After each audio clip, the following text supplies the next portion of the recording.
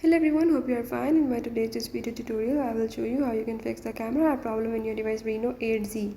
So if in this device, if you are having any problem related to the camera, or you can say the camera off of the app of the device, you can fix it by following the few tricks as I am going to show you in this video.